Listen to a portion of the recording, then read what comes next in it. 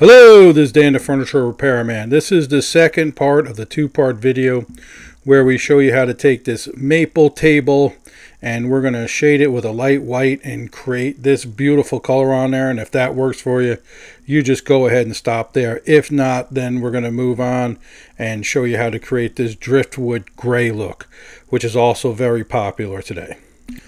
I'm going to continue to work with the UTCs like in the first video. The difference is now I have to achieve a certain color that is a little different than colors I've worked for. So I'm going to work with some small batches and I'm going to get familiar with the ratio of the white to the black, and then at the far end of there's a green. It's a very dark green, and the green's very powerful, so it's going to be a small amount. And I want to kind of get a feel for what I'm going to need of each, and then I'm also going to make sure that I can get the color that I want, that my customer wants. So there's a lot of times that, you know, we have a color that we're shooting for and we're going to want to get there, and we don't want to mix, you know, quarts and quarts of things and just have them be useless and no good to anybody. So I mix up these tiny little batches, play around with them, and then I go a little bit at a time and I mix things together and I get when I need to go. So you can see I'm just taking a little bit of black right here and I'm mixing it in with my white, and the black is very powerful compared to the white. So all of the white, and then I have my black going on there, and that's going to be a little bit darker, I believe, than what I want. I want a little bit more of a lighter gray there. So already I know that when I mix my colors, I'm going to have a lot more white in the mix, and I'm going to have to add my black in very carefully so that I don't overdo it and end up too dark. Now if you end up too dark, you know, you could either cut it in half and then add in more white, throw it out, start again. Makes it a lot easier to experiment and then, you know, hit on a color. And it also makes something that you can wipe on a little piece of wood and seal it and then show your customer, or if you're doing it for yourself, make sure you're happy with it. And see closer to the finished product what it'll look like. So here again, adding more white and just trying to get that light gray look that I'm going to use as my base, and then I'm going to add the green into it. Now the green is even more powerful than the black, and the green's a color that it seems like it's not there, and then all of a sudden there's too much of it. So what I say is the green has a very quick tipping point where as you approach it, you don't think you're there, and all of a sudden you tip over and you have too much of it.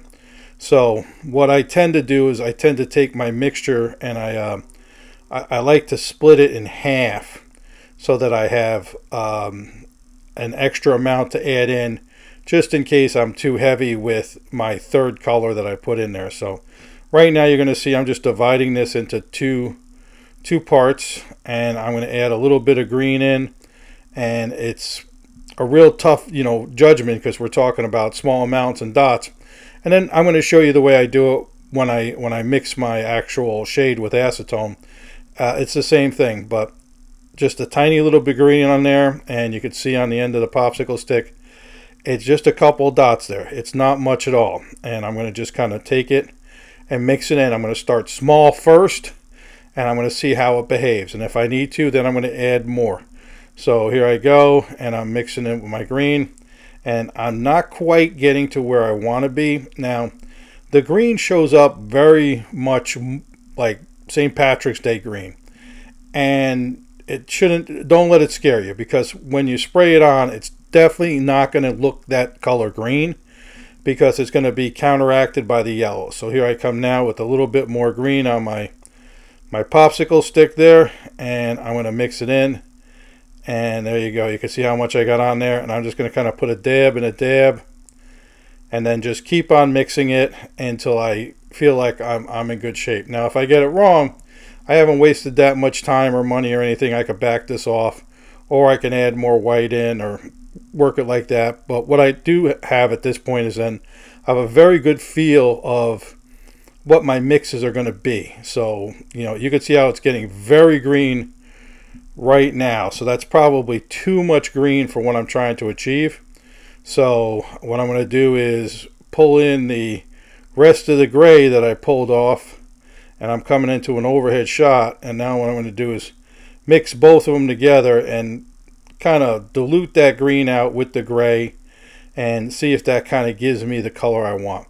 Now, you could mix up a tiny, like you start with a very tiny batch and then you go to a small batch and then you shoot it on a few things. What I like to do is to wipe it on just a small piece of wood or one of those popsicle sticks, let it dry, and then after that, then I just shoot a little sealer out on it just to kind of see what it'll look like with the lacquer on top of it. So I feel pretty good about this right here. I think this is going to give me, what it is I want, but I think a little bit more white will lighten it up a little bit, and we're not going to put it on at this level.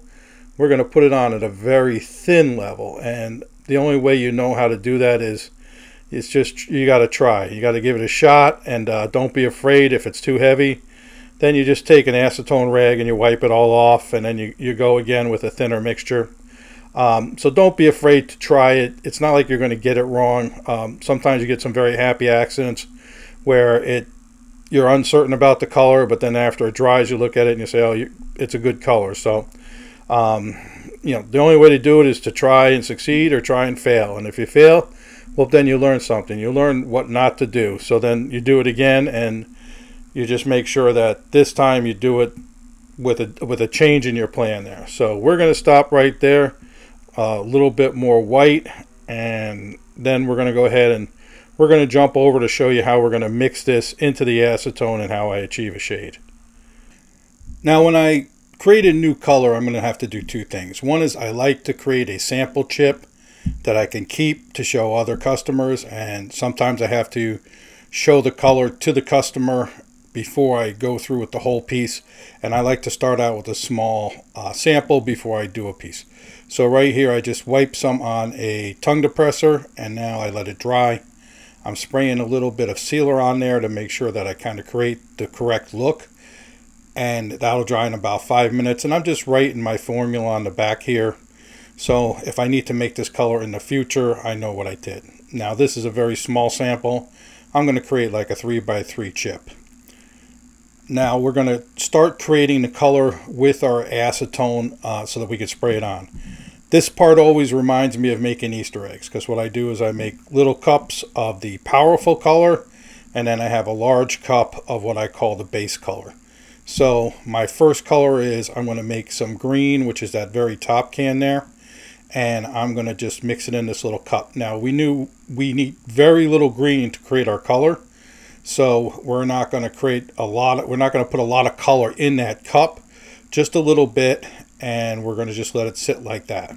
And we're going to do black the same way. We saw that black really changed the color very quickly, so not too much black. You can see just a little bit on the end of the tongue depressor there, and we're going to mix it in like that and stir it up.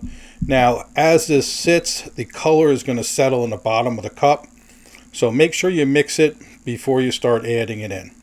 And then the last color is what I call the base color, is going to be white, and this is mostly a white with a little bit of black and green tint on there, and it's going to require a bit of white on there, so you can see how much more white I'm putting on there. The rule is about no more than 10% color in your mix.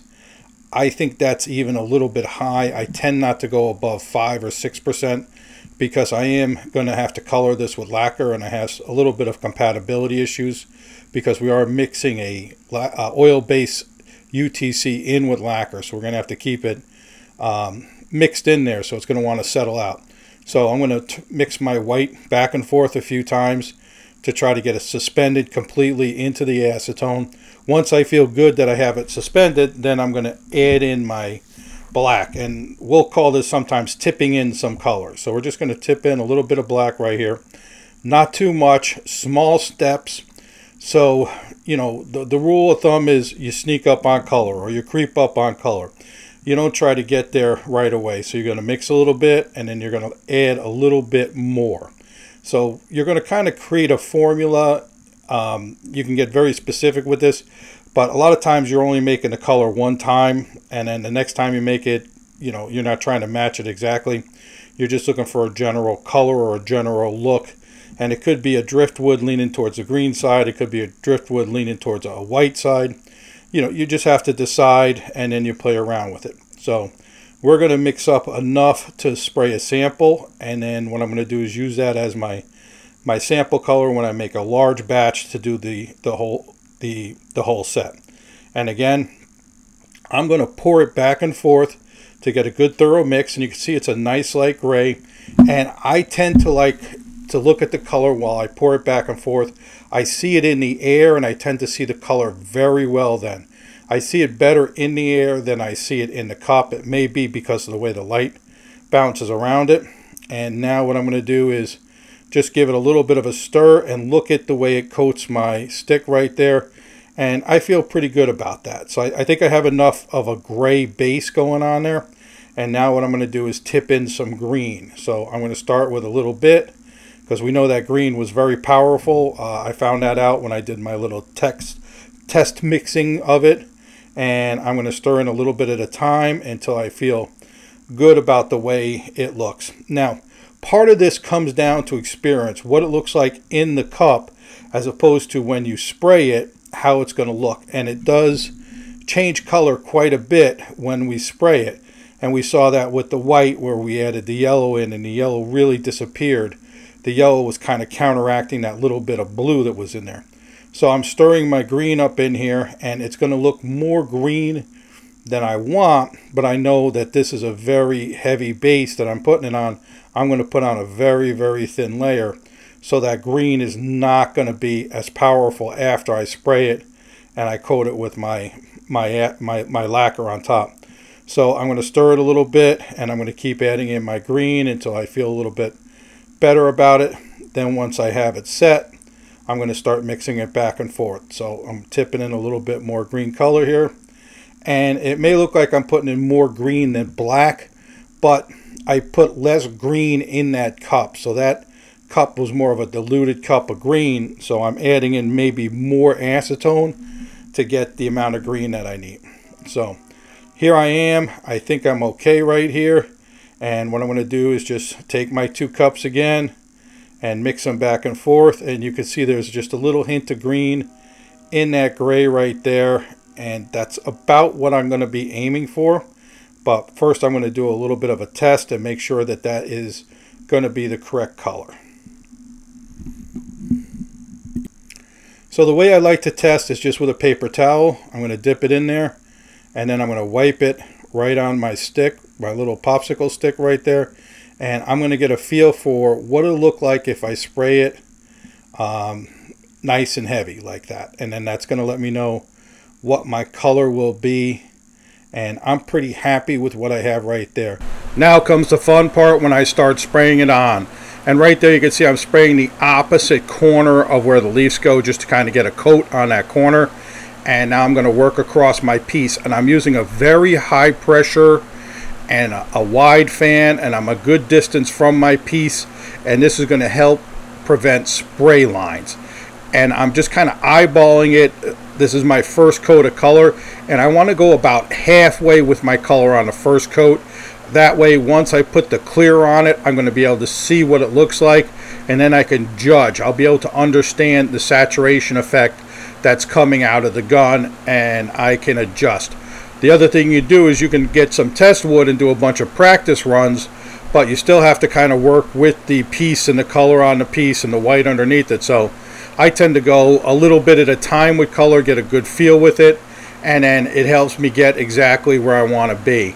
Now you can see I went one direction, now I'm hashtagging back and forth, and right now I'm looking at where my cold spots are, where I don't feel the color really took, and I may go over that with a little tiny quick back and forth motion to add it in.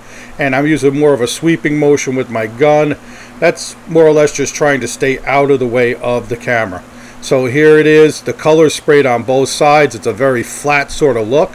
And now I'm going to come back with my clear, and my clear is going to let me see what the color looks like for this layer.